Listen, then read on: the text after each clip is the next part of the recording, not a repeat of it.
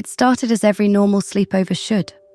Blankets sprawled across the floor, pizza boxes left half open, and the kind of laughter only best friends could share.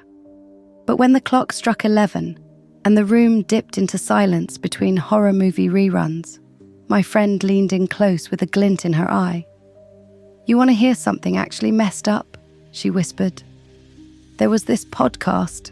It got wiped from the entire internet." I blinked. "Like, deleted?"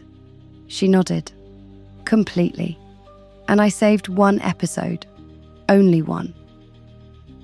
What she shared next didn't feel like a story anymore.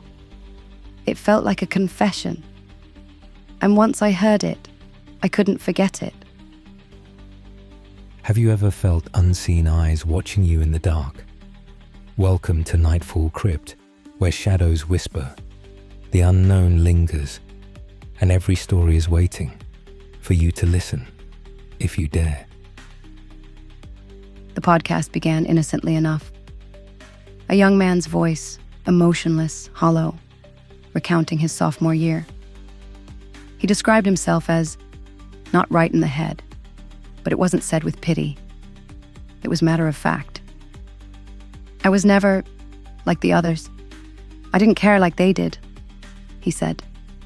He met her in spring semester, a transfer student.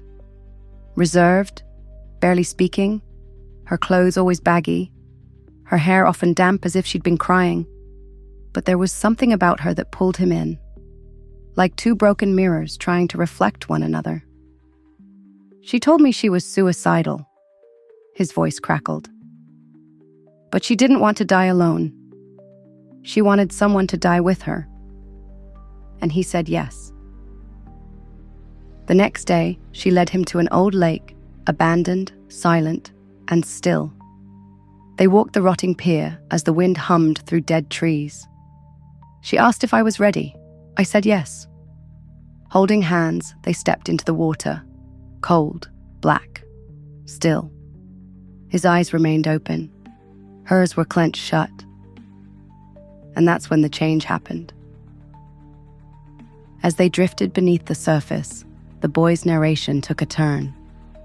The tone, empty, gleeful in a way that made your stomach twist. She trusted me to die with her. That was her mistake.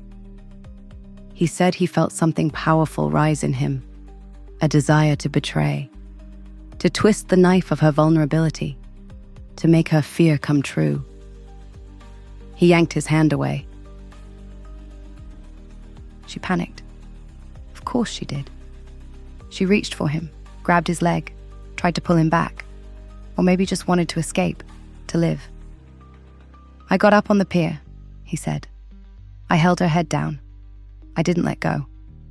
I watched the bubbles stop. There was silence after that line, a heavy, real silence. And then he said the words that stuck with me most. No one ever found her, and no one ever found me. My friend ended the tale staring at me, her phone still glowing in her lap. "I tried to show it to someone the next day," she said. "But the whole podcast was gone. The channel, deleted, posts, wiped.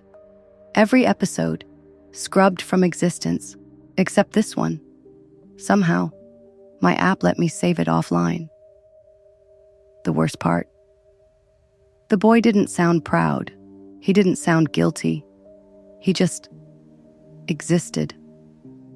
Like a shadow on tape. Like a voice without a body. And now I had heard him too. We didn't sleep that night. I asked her to delete the file. She hesitated. "It feels cursed, right?" she said. "But if I delete it, what if no one ever finds out what he did?" She looked at me. What if it happens again? And then she hit play.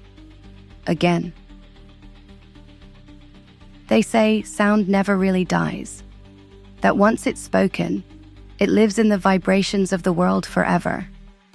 What if that podcast wasn't deleted, but hidden?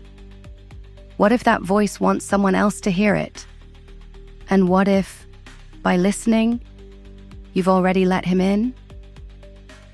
And so, the shadows stretch further, and the mystery only deepens.